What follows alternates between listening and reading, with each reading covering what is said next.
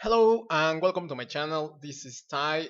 You can call me Papi. And this is a new channel. This is a new project that I made because I love BL. So I'm going to talk about BL, a specific Asian BL. I'm going to do reviews. I'm going to start conversations about what is going on. And also, I'm going to do some legacy reviews. I think I'm going to do this as time goes by. But right now, I'm going to do the reviews for the season. Right now, we have a very packed season. We have four major BLs going on, and we have other ones. I don't think that I'm going to have the time to talk about them. Maybe I'm going to do a review when they finish, but certainly I'm going to talk about the major ones, and also when they hit home, I'm going to talk about Until We Meet Again, and also My Hero that it already released, but it doesn't have subs in English. So right now I'm going to focus on Tharn Type, the effect, Dark Blue Keys, and my hero make our days count. So three of these series are from Thailand, and one is from Taiwan. And well, I believe that we are witnessing history. History is being made in front of our eyes, and I think that we have to have also a conversation and a point of view as an audience. I think it's very important. I've seen a lot of conversation. Things are changing. Things have been changing since a few years ago, but right now we are. This has changed a lot. This year changed the game. I think that GMMTV started since last year. They are always ahead of the time. They started with well, this year they have Three Will Be Free, but last year they have Friendzone. So they started to change the narrative. We stopped having this like regular, cheesy, also beautiful BLs that only have one line of storytelling and not v-dimensional characters, and we started to have a deeper history, a deeper storytelling, deeper direction. Everything is changing, and I think there's a lot of factors that are going on there, and I would like to talk about it. I'm not sure if I'm going to be able to cover all of them, but I think that I have a reasonable thinking and a reasonable point of view. So I'm going to talk about these four shows that are going on right now, and I would like to talk about them in pairs because I think that they are reflecting what is the other lacking. We have two pairs, in my opinion. We have Tharn Type and the Effect from one side, and in the other side we have History 3, Make Our Days Count, and Dark Blue Keys, and they are touching kind of the same subjects, but they are doing it in a very different way. But that doesn't mean that it's not a very interesting way, and also that doesn't mean that they are generating conversation, each one on its own. This is not really a BL fanboying reaction, BL fanboying discussion. This is more of or it's trying to be a more serious conversation. I would like to you to also give your comments, give your opinion on the comments, and we can go to a different place because I think right now, if you notice, international fans, we have the opportunity to have real time, or if not real time, at least 1 or 2 days later, the subtitles of the series. What does that mean? That is very serious. That means that they are no longer producing this series for Thailand or for Asia. They are producing this series for the world. And that means that the narrative has changed, that they cannot just talk about the topics they had before locally. They are being part, as we are all, of a global world, and they are touching different subjects, and it's very interesting because um, I have had many conversations on the groups where Well, the regular fan girl that has been going on this for a lot of years, and she thinks that she knows everything, says BL is this and this and this and this and this. And if you are looking for something different, then don't look here because this is what we have. And it's not true, girl, because things are changing. Um, if you notice, BL is not the same that it was originally when Japan made these yaoi BL covers.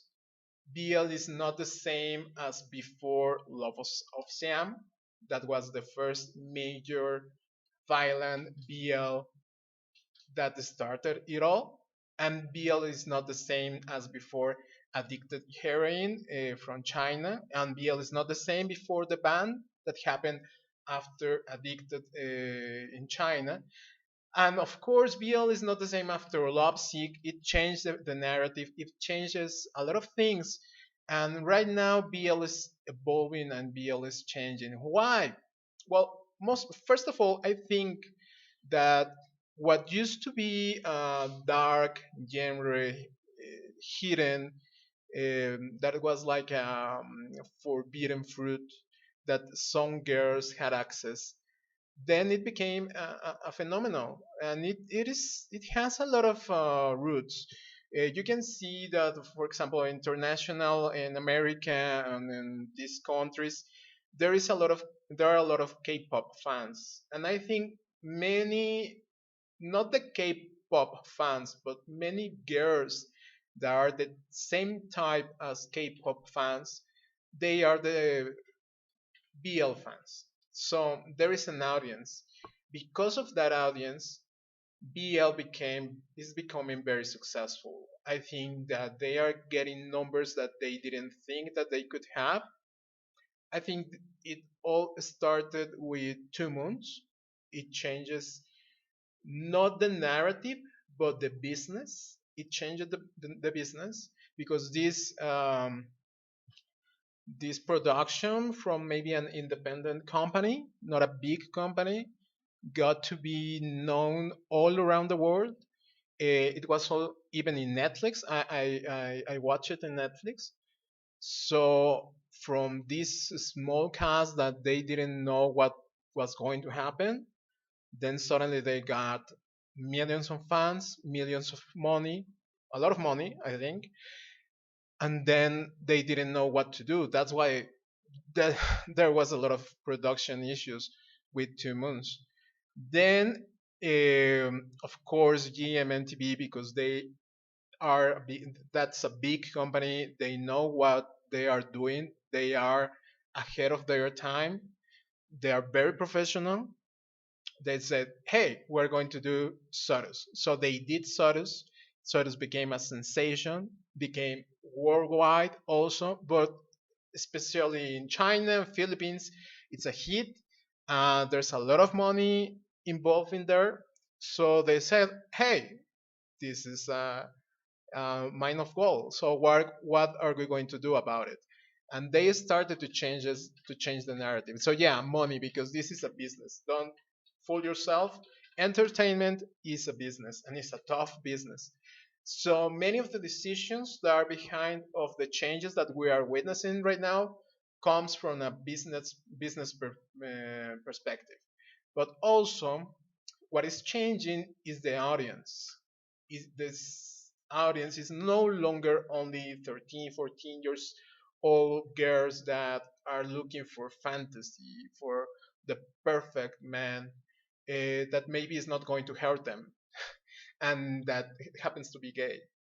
So they, or not even gay, they didn't say the word gay, they said it's a man that loves other men.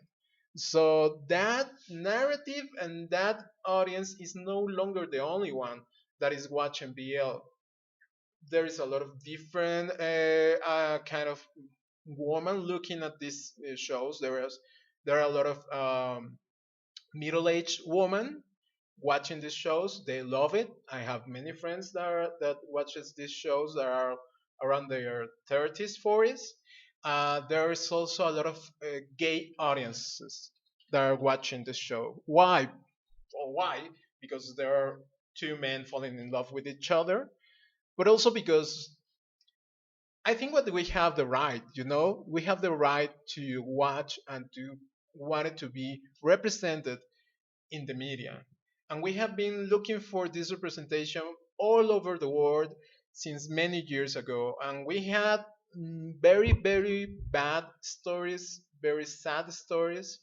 We had a code, the Hays Code, going on in Hollywood that didn't allow for a proper representation. We have a lot of banning. We have a lot of misrepresentation. We had a lot of, for example, in China, there is all these movies from the 90s and the 2000s where gay were portrayed as felons, as murderers, as people that are going to die alone, of sick people, But we finally found the place where we can see ourselves in a different way. But that doesn't mean that it was a truthful way. The first via representation were, well, objectification of what is to be gay. It was a fantasy to fulfill girls' expectations, right? But right now, this is changing, and I think that's what is changing. I'm going to like to talk about History 3 first, because History Taiwan makes another kind of BL. If you notice, the BL that they do is different. They are on a different space, I think.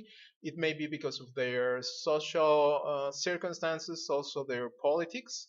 It, at the end, Taiwan was the first country to legalize marriage between two gay people. So they are ahead of the conversation. So we have seen beautiful, beautiful BLs, beautiful stories coming from the history series. And we have right now the first episode we have from History 3, Make Our Days Count. And if you look at the first side, it is like any other classic BL. It is a school story about a guy that is like very quiet, and he's poor, and he has to study a lot because he's sure that he has a scholarship and he needs to keep it, and he's like the brightest, right? And we have this other guy that is like very, very, very handsome and tall and athletic. Um, and he's all the opposite to our main lead, right? And he's like the person that is going to be uh, this. The name of the first one is Shan Hao Ting, that is very, you know, all over the place, and the other one that is Yushi Gu, that is the little one that is very nerdy, right? So this is the topic, the typical topic that we already face on BL. What happens?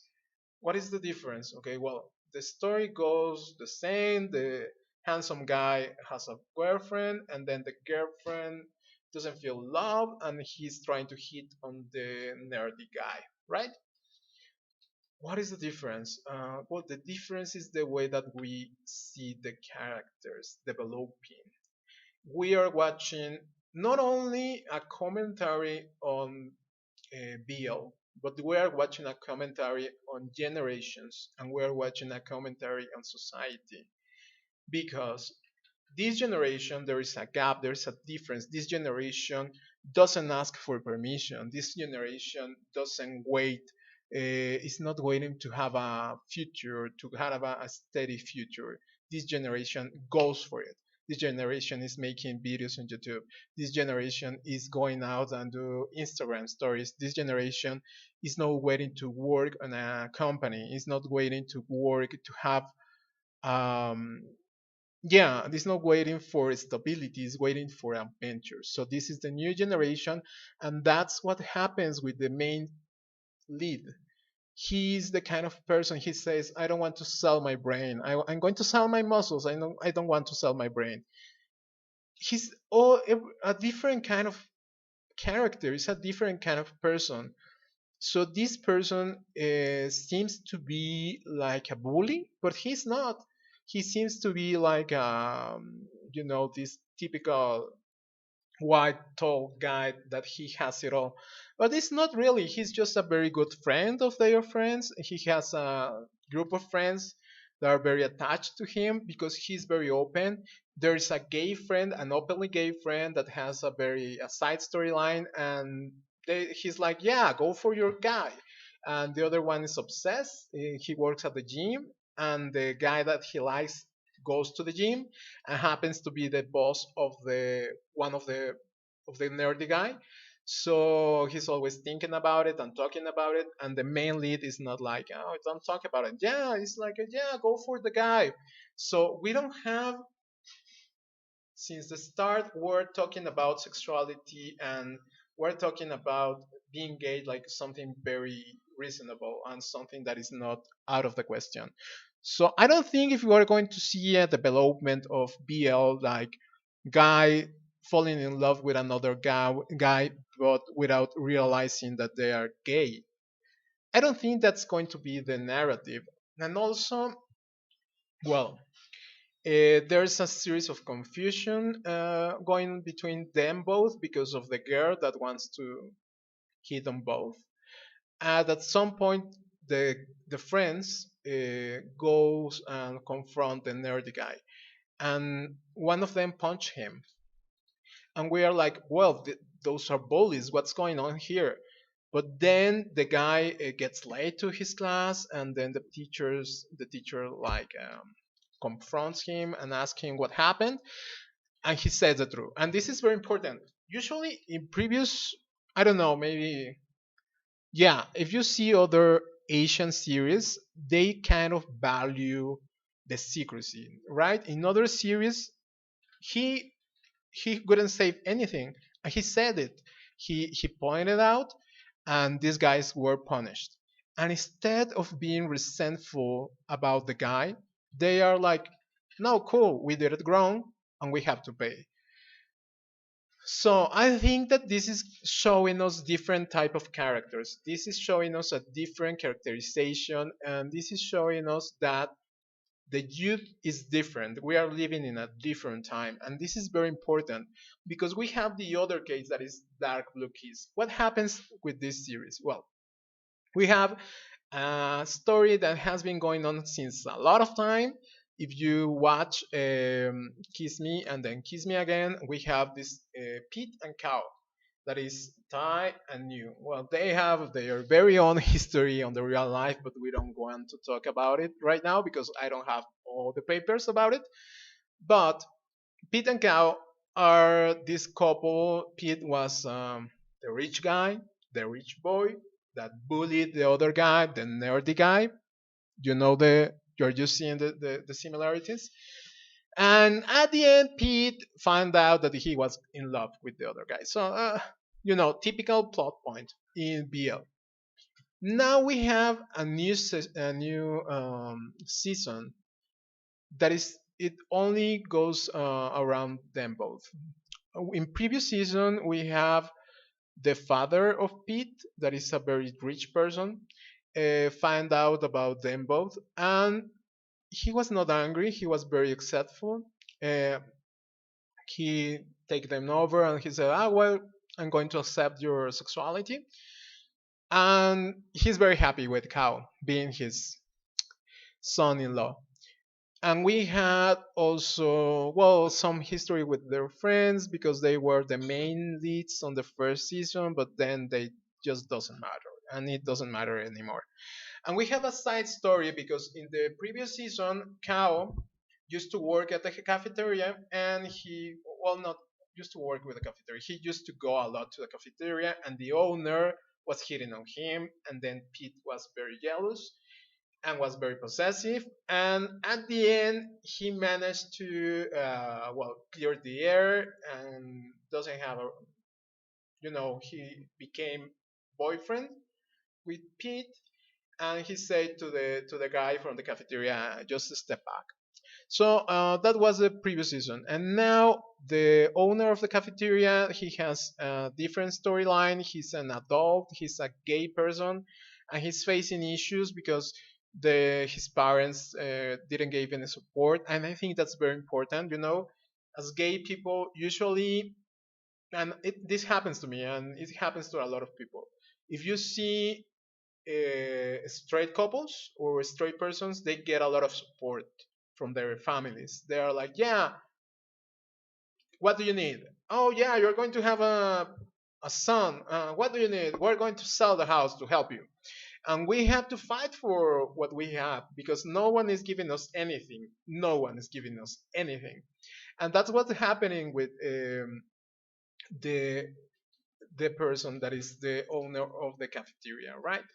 So that's going to be the second plot line, and I think it's going to be very interesting because there's this guy that is a gay person that even if it's not totally full out of the closet, Son is the name, Son, even if he's not out of the closet, he has realized his life. He's trying to fight for it. He's fighting for it, and he's trying to do something for his own. And we have Morg, that is the other side of the coin. Morg is the friend of his brother, and he's just a mess. He's a violent person. He gets into trouble a lot. We have seen this since the last season, and now we are seeing that. And there's going to be a storyline, a love storyline developing between these two, and I think it's going to be interesting. Now, Pete and Cow have issues with Cow being in the closet. That's very weird because he's the gay guy since the beginning. Pete, like feeling betrayed, feeling bad because he is being hidden in the dark. But the mother of Cow is like a very traditional person. Uh, because what happens here? Cow is the man of the family, so he has some duties to fulfill with her brother, with her sister, sorry, with his sister, and also with her. And he's given lessons. He's given some private tutoring, and the business is not going so well. And then we have this new guy that gets into the mix. That is the son of the director, where the mother of Cow works. And this is going to become an issue because what happens? Pete is a very selfish guy. Well, not selfish guy. Pete is a boy, a rich boy, and a spoiled rich boy that doesn't need anything. And Kao is a person that has to work for everything that he has, and he's fighting a lot. And Pete is like, hey, I don't know what to do. I don't know what to do. I'm not going to work for it. So there is this guy in the mix that is the son of the director, and he is at the model agency, and this model agency is trying to hit on Pete, and he doesn't want to do it at the first, but then he meets this guy. This guy is like, I'm all better than you, and Pete is like, no, you're not, bitch. So at the end he accepts the job because of them, but then the director asks the mother to have Cow teaching to his son, and his son, it looks, is obvious, is infatuated with Cow. And then Pete discovers that Cow is teaching this guy, and he demands him to stop teaching him. And this is the difference between history and this narrative. This is a very typical narrative where the rich boy has some leverage and asks for things that shouldn't be asking, and because he doesn't want to understand what is the life of the other one, right?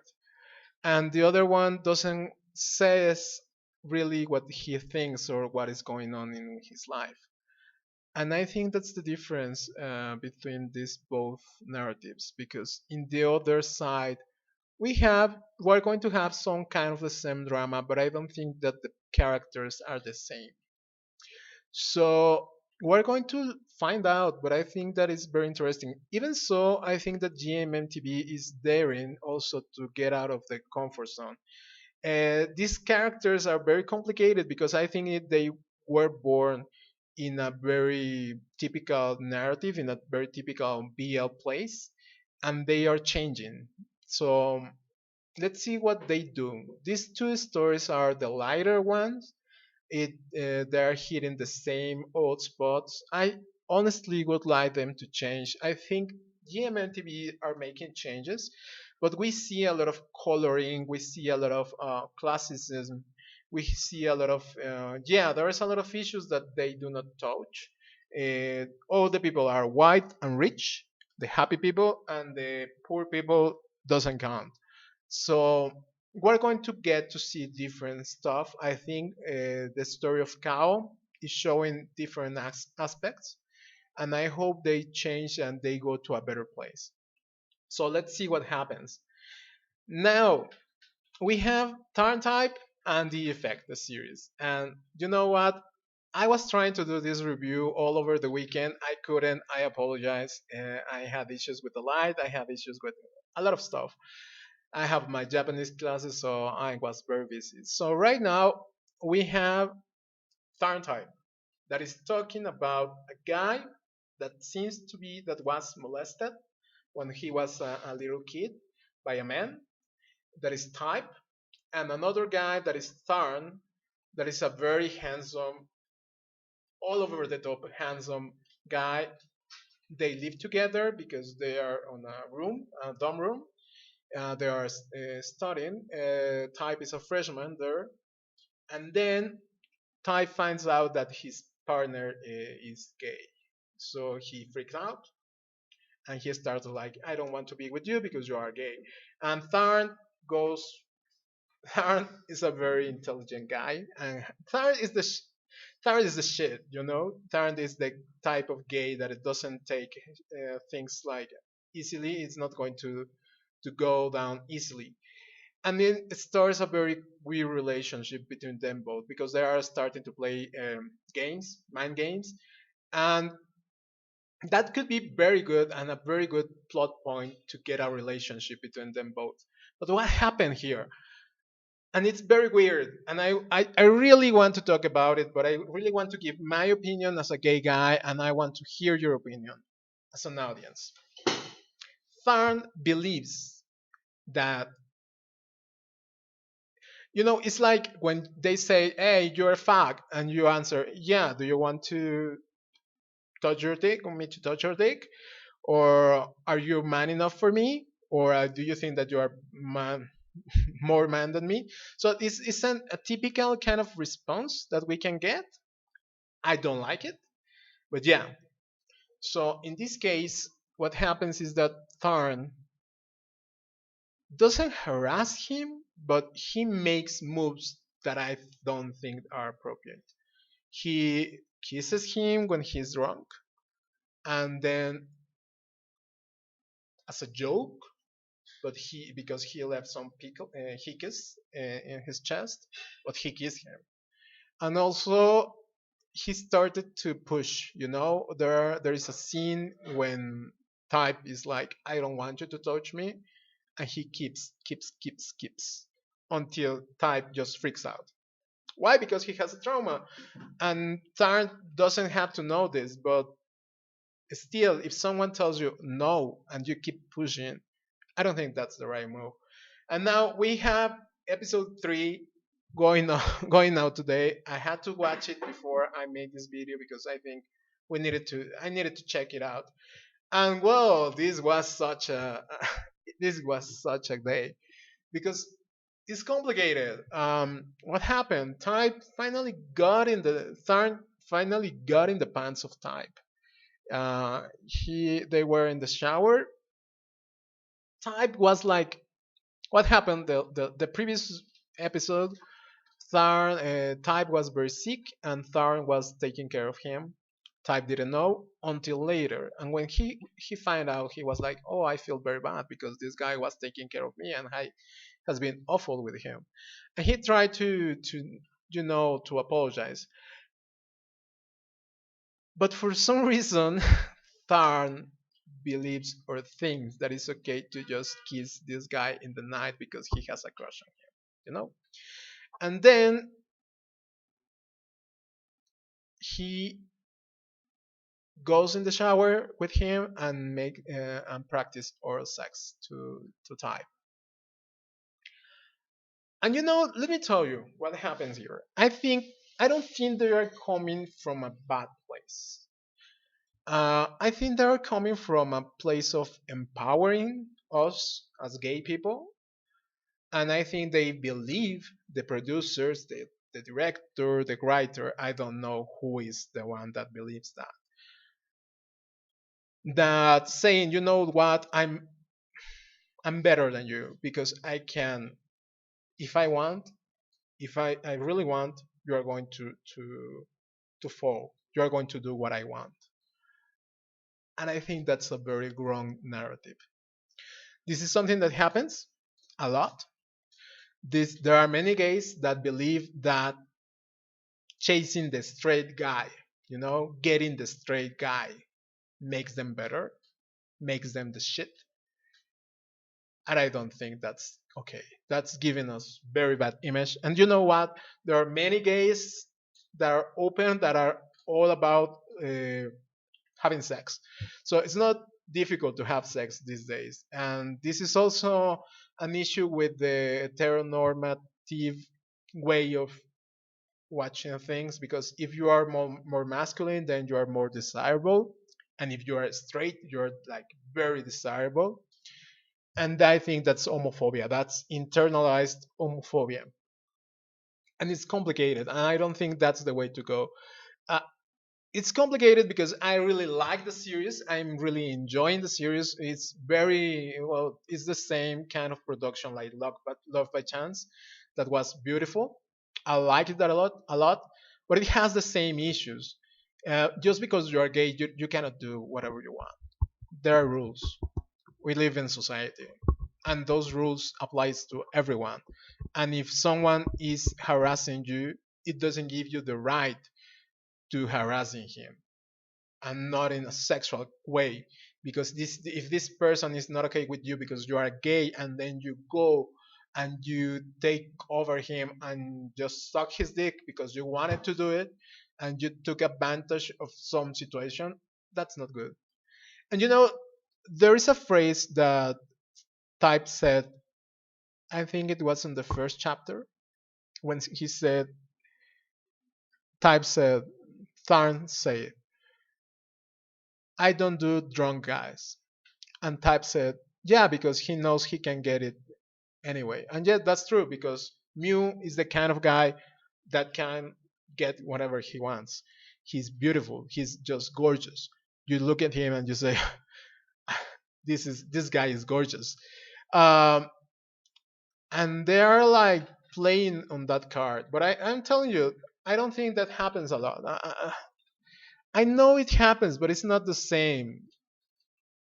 A guy is going to have a horny guy is going to have sex with a plant. That doesn't mean he's going to fall in love with the plant. And I don't think that's the narrative that we want to have. And that don't think that that's the way that we want to be seen. You know, just my 2 cents.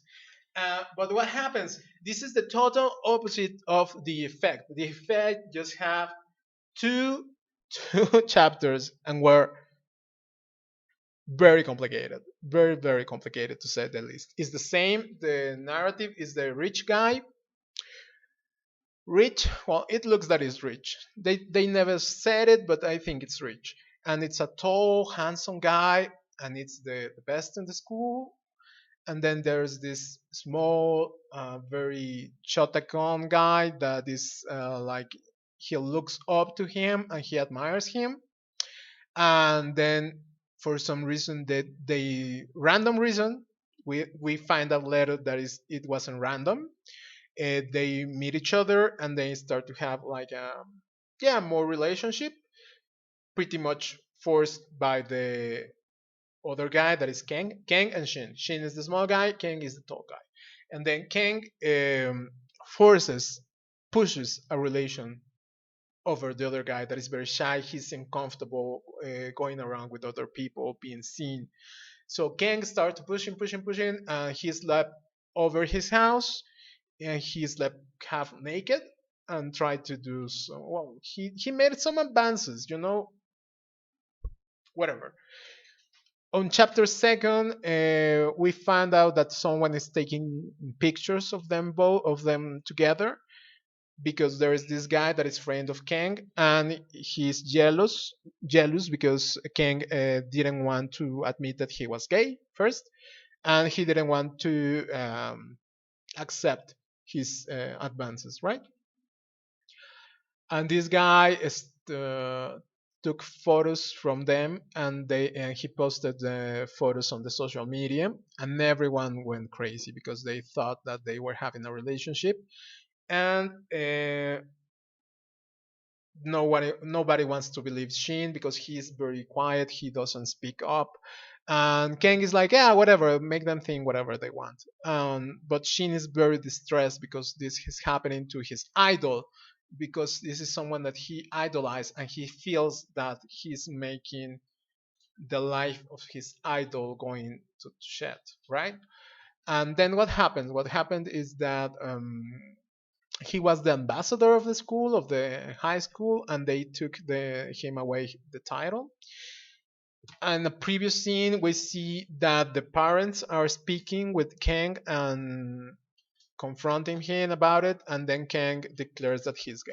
Okay, so then we have the scene with him talking with Shin and telling, you know what, I don't care about this, just please keep being my friend. Shin says yes, but then Kang gets the title away, and Shin believes that he says, "No, this is enough. I'm not going to cause any more harm. I don't want to be seen near to him."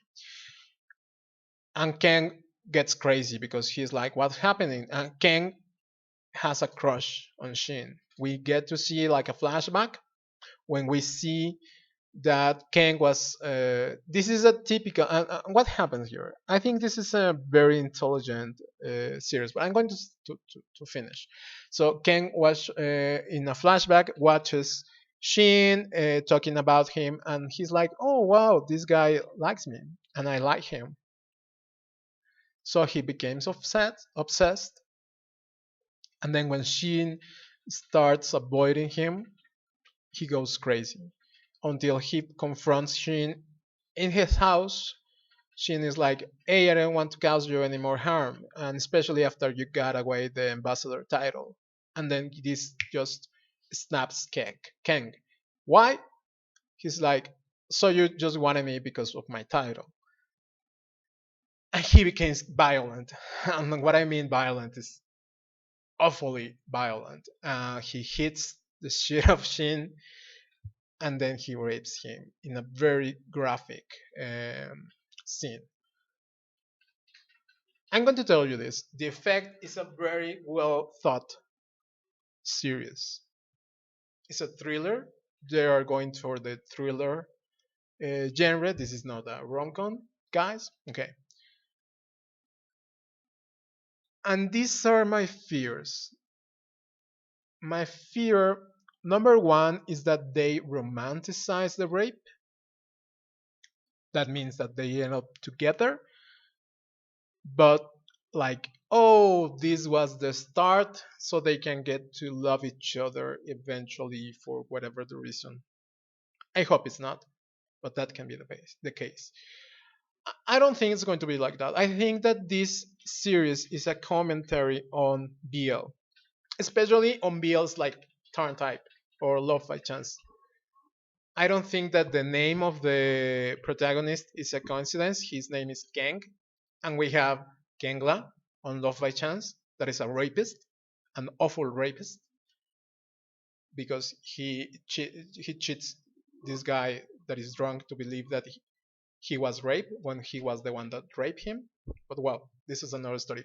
But we can see Kangla on the Tharn Type series. So yeah, I think this is a commentary. This is a satire. They are touching on this point and saying No, that's not okay. This is rape. So I hope that is the narrative. I hope that they really go there and people can see and people stop saying, "Oh well, she had it coming. Oh well, I don't know, poor Ken, he was in a very distressed position. Oh, poor Ken. No, no, no. He was a rape. He's a rapist. He's psycho. At this point, he's psycho for whatever the reason you want to say. I think there are a lot of things that are mm, referenced. For example, the flashback. I think the flashback. Sorry, the flashback is a parody of Fana of Two Moons. You know, it's very the same. Ken could be easily Fana. They're very alike. So yeah, it's like when Fana was checking on this bus when he didn't notice. So it was the same. It's the kind same vibe. This is the same kind of guy, and I'm very glad that they touch on these subjects because if you are tall and handsome and white and rich, like Fana, like King, like Mew, then you can get away with whatever you want. And I don't think that's okay.